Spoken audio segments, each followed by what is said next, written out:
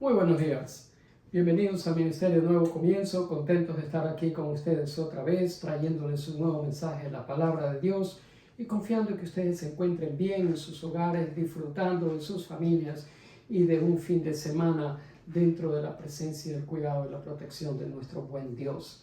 Isaías dice: Señor, tú eres mi Dios. Te exaltaré y alabaré tu nombre, porque has hecho maravillas. Desde tiempos antiguos, tus planes han sido fieles y seguros. Gracias, Padre. Eres digno de ser exaltado, eres digno de ser alabado.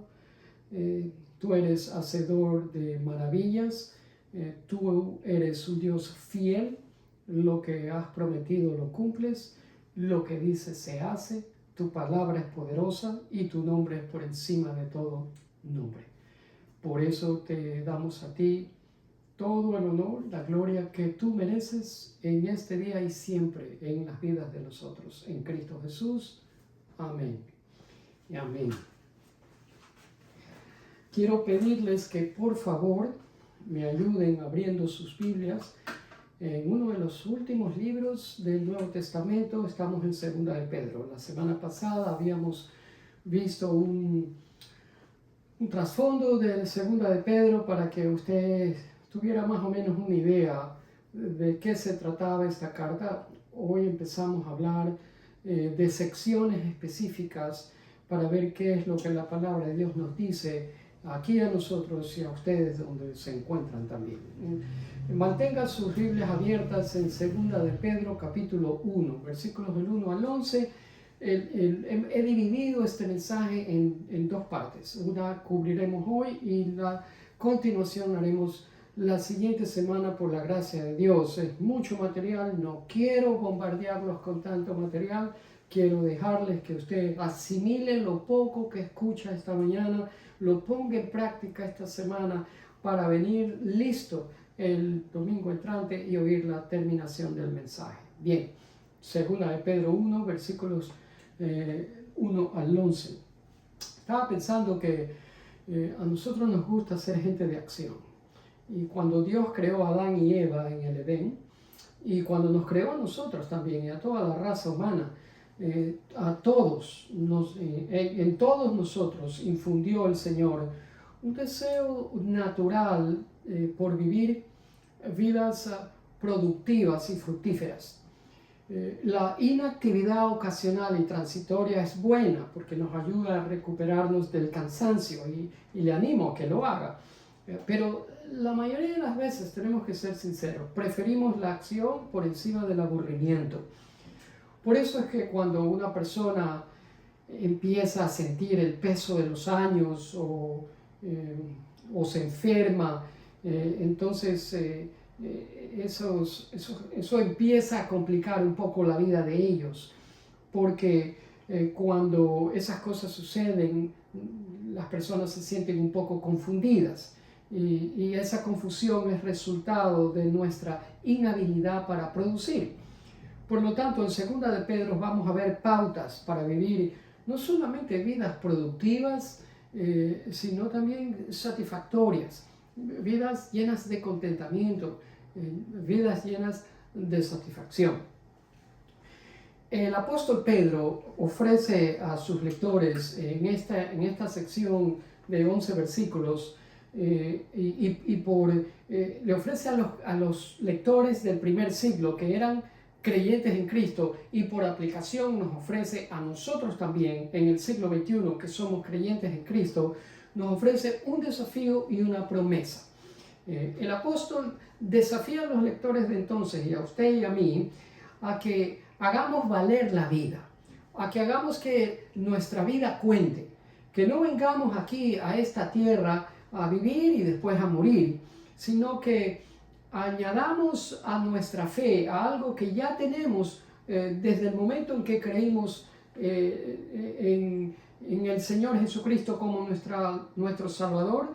Desde ese momento que Él nos dio la fe, que añadamos a esa fe algunas distintivas prácticas que son esenciales para todo creyente. Ahora bien, este desafío de Pedro no viene solo. sino que viene acompañado de una promesa.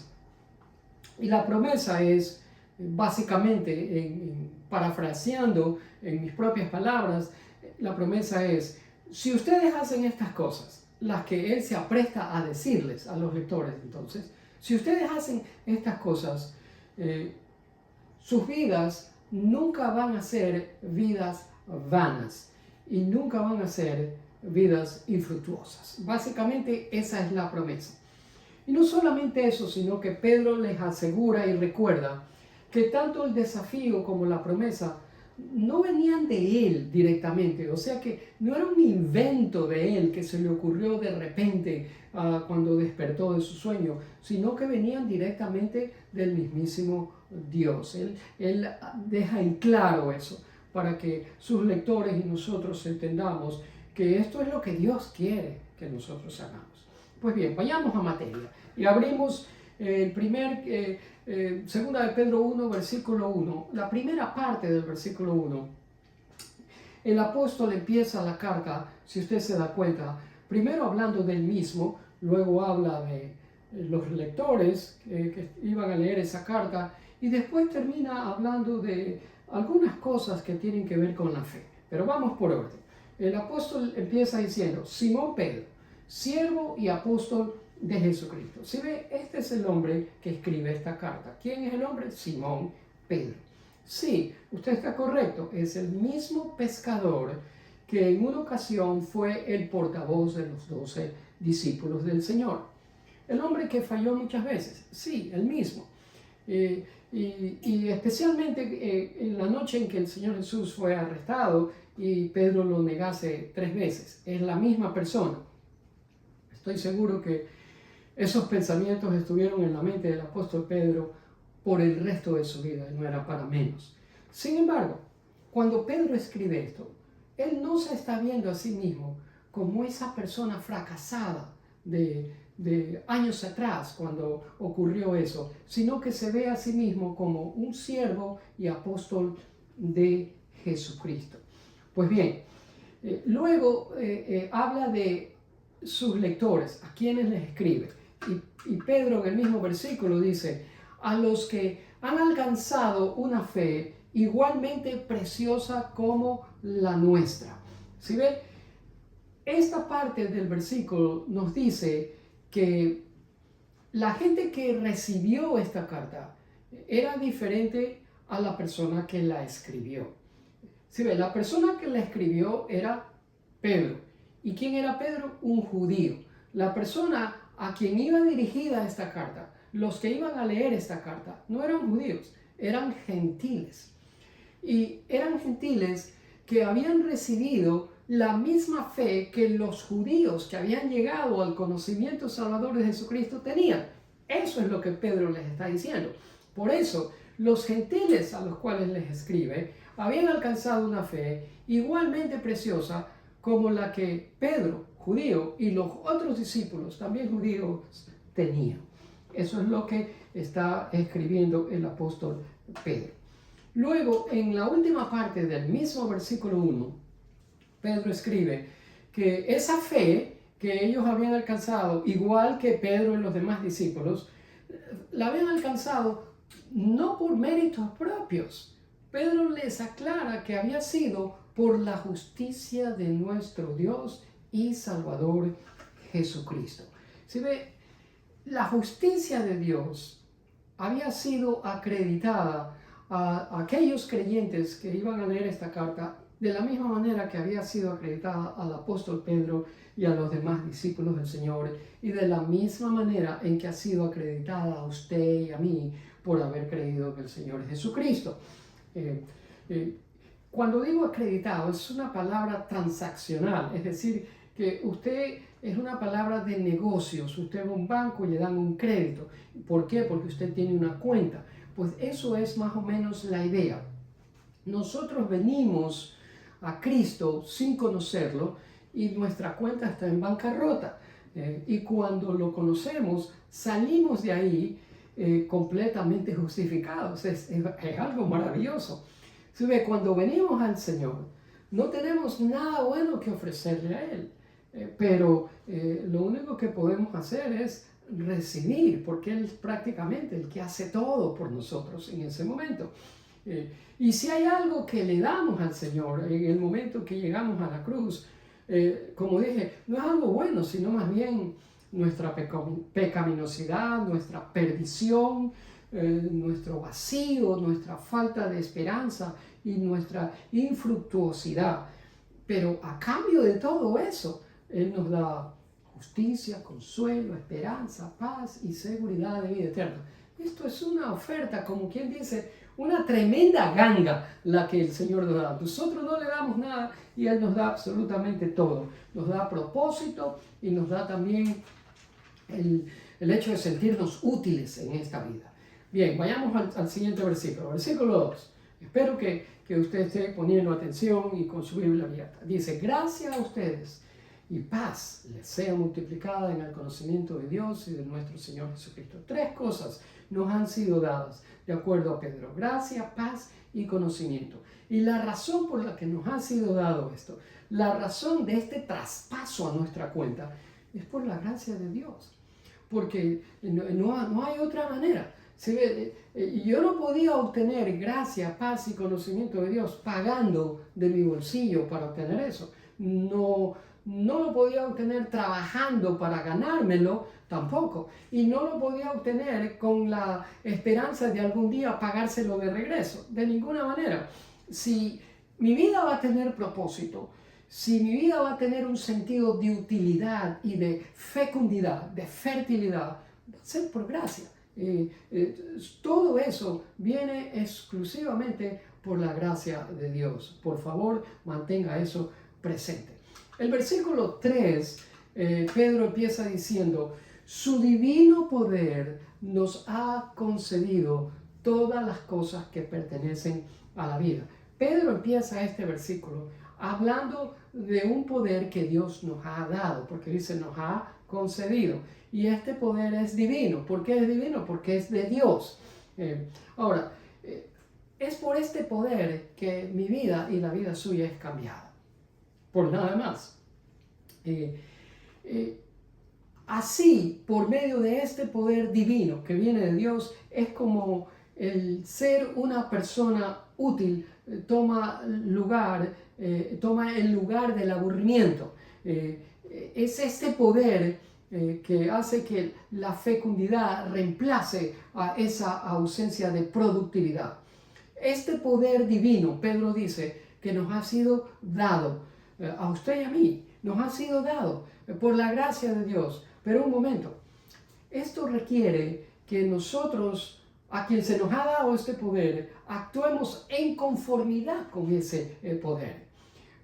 Y esto es lo que lleva a Pedro a decir lo que escribe en los versículos del 4 al 9 que vienen a continuación, donde vemos que promesas de Dios y nuestro papel con esas promesas se juntan, porque queremos ver cómo nosotros nos relacionamos con esas promesas que Dios nos da.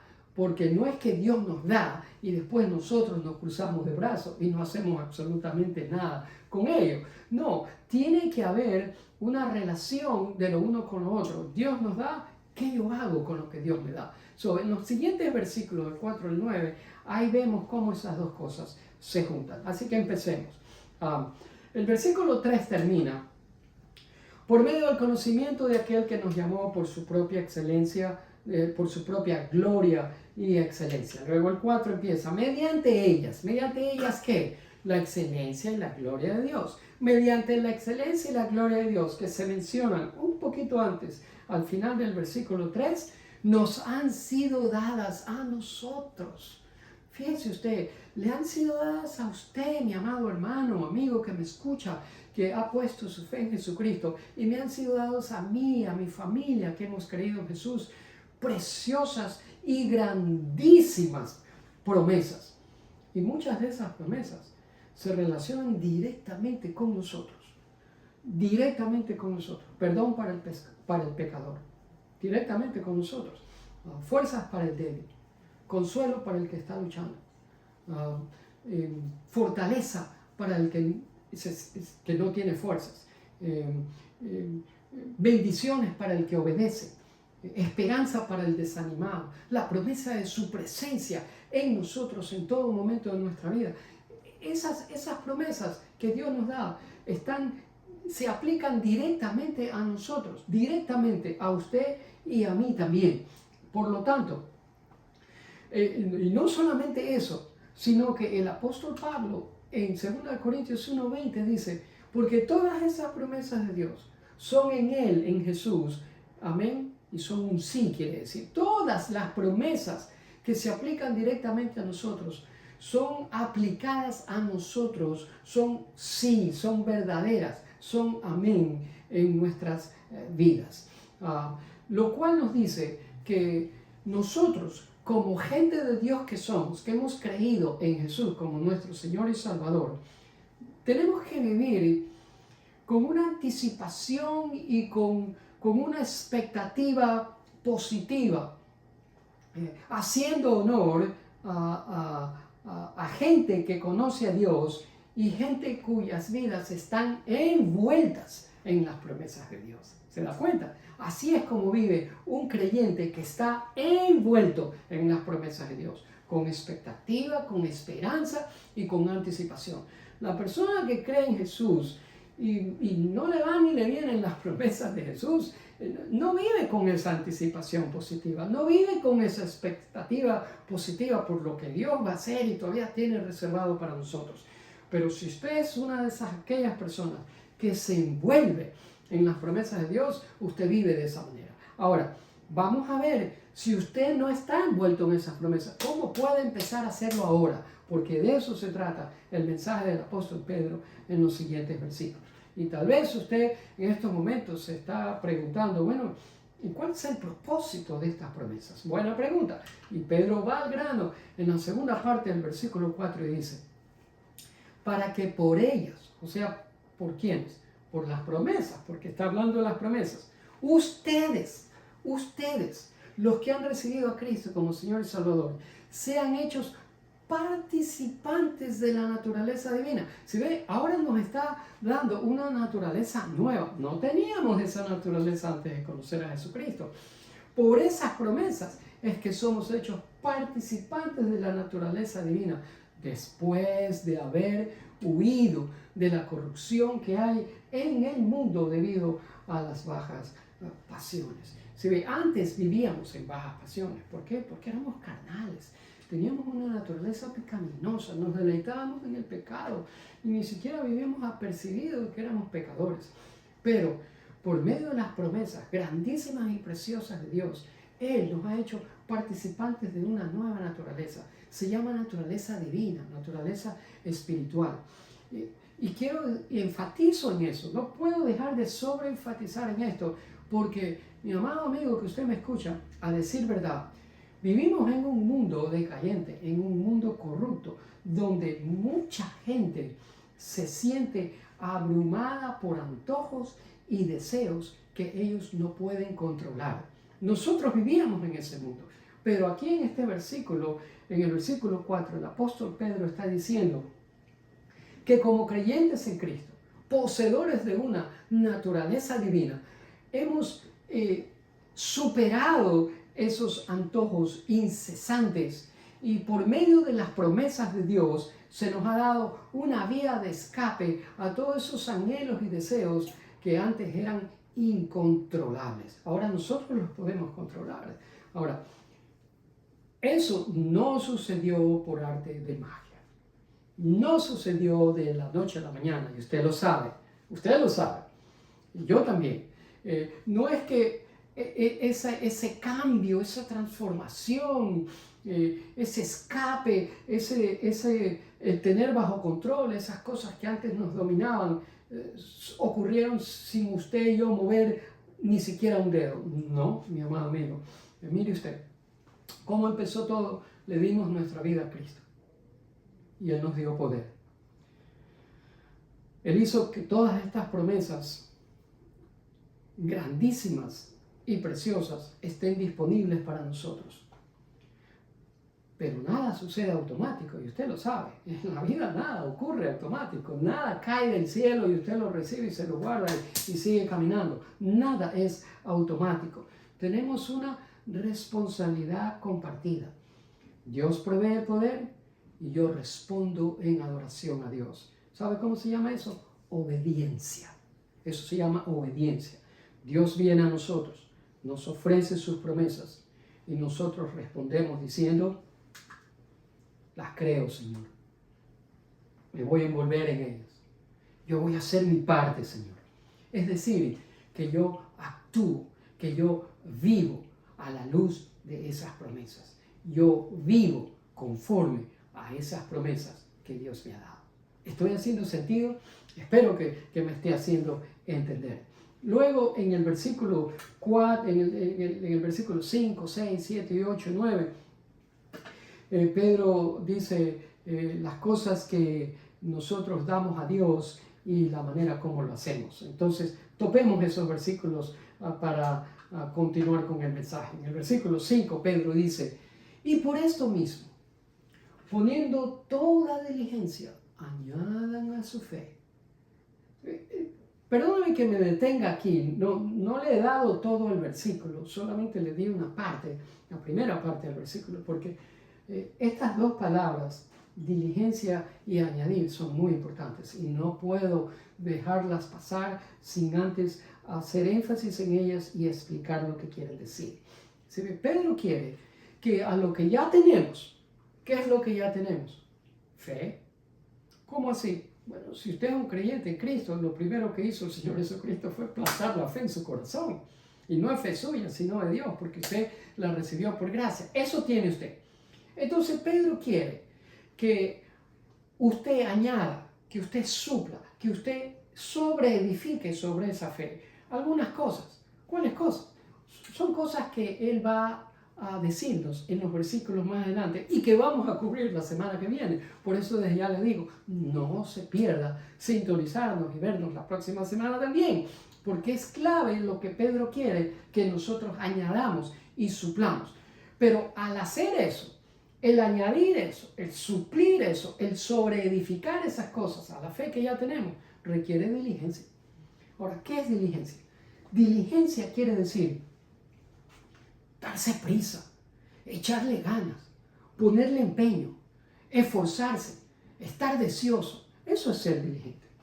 Déjeme decirle una cosa. Usted y yo, al vivir la vida cristiana, para poder disfrutar de esa vida cristiana con propósito y con productividad, debemos envolvernos en la diligencia de aplicar y de obedecer. Debemos envolvernos en la diligencia de aplicar las promesas de Dios y de obedecer lo que Dios nos está pidiendo que hagamos. Es decir, en otras palabras, para ponérsela bien fácil, tenemos que hacer nuestra parte. Dios hace su parte, nos da, nosotros actuamos en base a lo que Dios nos ha dado y que hemos recibido por gracia. Así que si usted y yo queremos vivir una vida que sea útil, que la hagamos valer, una vida que cuente, una vida de productividad, una vida fructífera, este es un buen punto para empezar. Y este es un buen momento para empezar a hacerlo por si acaso a su vida le está faltando esto. Juan Bunyan, uno de los teólogos y predicadores más exquisitos del siglo XIX, dijo: el alma de la religión es la parte práctica. Y no puedo estar más de acuerdo con él, porque es la práctica, el núcleo, es la parte importante que nos hace a nosotros seguidores obedientes de nuestro Señor Jesucristo. No es el hecho de que usted diga: yo soy cristiano. ¿Y por qué usted es cristiano? Porque conozco a Jesucristo. No, es la parte práctica la que hace la diferencia en la vida suya y en la vida mía. Si usted quiere ser una persona útil, productiva, eficaz, de propósito, es la parte práctica la que realiza eso. Por lo tanto, esta carta es de eso es lo que Pedro quiere enfatizar en los corazones, en las mentes de esos lectores del primer siglo y en nosotros también, en que seamos gente que practique, que obedezca, que actúe con diligencia, que lleve a cabo la parte que nos toca, que honremos al Señor con nuestra obediencia. Pues bien, la pregunta es que cuando nosotros ponemos en práctica, la idea es que usted rompe con la inercia. Esa era la palabra que estaba buscando. ¿Sí ven? La inercia es la inactividad, el letargo, la incapacidad. La práctica rompe con esa inercia. Y la vieja naturaleza es que nos mantiene en inercia, sin hacer nada, ¿verdad? Pero la obediencia y la práctica de estas promesas es la que nos hace activos y nos da la pauta para poder lidiar con lo que se necesita para ponernos en el camino correcto y permanecer allí. Pero eso va a requerir un gran sentido de diligencia de parte suya y de parte mía. La pregunta es, ¿dónde empezamos? Bueno, Pedro nos dice dónde empezar y nos va a mencionar algunas cosas que son esenciales, que son importantes para que podamos romper con esa inercia y movernos al camino correcto donde Dios nos quiere y que permanezcamos ahí. Yo creo que las cosas que Pedro menciona valen la pena nuestro tiempo, nuestro esfuerzo y nuestra atención. Yo quisiera que en esta semana, hasta la próxima vez que Dios nos dé la gracia de vernos de nuevo y de escucharnos otra vez, usted piense en cuáles son esas promesas. Si quiere puede leer como tarea lo que continúa en los próximos versículos, pero para que se vaya familiarizando con estas palabras de estas áreas que el apóstol Pedro quiere que nosotros edifiquemos sobre nuestra fe. Y quiero que lo haga para que eso vaya preparando el camino y vaya usted creándose ese ambiente de ser diligente en las cosas que Dios le está pidiendo que usted haga. Incline su rostro para orar. Padre amado, te damos gracias por tu palabra. Es solamente a través de ti que nosotros podemos ser útiles y productivos. Si yo quiero ser una persona útil, tiene que venir a través de ti, Señor. Y de verdad que anhelo ser una persona que sea útil y productiva para ti.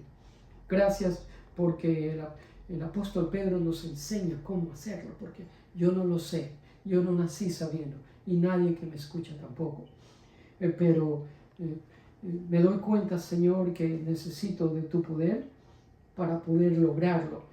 Y necesito entender las promesas tuyas, y no solamente entenderlas, Padre, sino que necesito apropiarme de ellas, aplicarlas a mi propia vida, actuar en base a ellas, vivir a la luz de esas promesas. Te pido que a todo aquel que esté dispuesto a hacer esto y a meditar a lo largo de esta semana en estas cosas, que nos transformes en la clase de persona que es como Cristo. Señor, te pedimos que a lo largo de esta semana que viene sea tu Santo Espíritu el que nos abra los ojos, nos deje ver esas promesas, nos deje entenderlas, nos permita tener el denuedo, la fortaleza y la habilidad para poder implementarlas en nuestra vida y movernos en la dirección en que tú nos quieres como hijos tuyos. Señor, clamamos a ti por sanidad en nuestros cuerpos, a toda aquella persona que se encuentra indispuesta de salud. Clamo a ti, Señor, por protección de fuerzas antagonistas en nuestra vida. Clamamos a ti por protección de angustias, de ansiedades. Clamamos a ti por protección divina, mi Dios, en todo sentido para nuestras vidas, para las vidas de nuestros esposas, esposos, hijos, nietos y todo aquel creyente que en estos momentos escucha tu palabra, la cree, se apropia de esas promesas y se pone de acuerdo con ellas, Padre. Te pido que nos cubras con el escudo de salvación y que a lo largo de esta semana tu mano derecha nos sostenga y que tu bondad nos haga prosperar. Recibe tú la alabanza, el honor y la adoración. Mi Dios, solo tú y nadie más la merece. En Cristo Jesús oro y recibo. Y permite que todo aquel que escuchó reciba también la porción que les toca a ellos en el nombre de Jesús. Amén y amén. Gracias por haber estado con nosotros estos minutos. Comparte el enlace y con la ayuda de Dios estaremos aquí el próximo domingo para compartir con ustedes un nuevo mensaje, la continuación de este mensaje, la palabra de Dios. Hasta entonces, Dios le bendiga.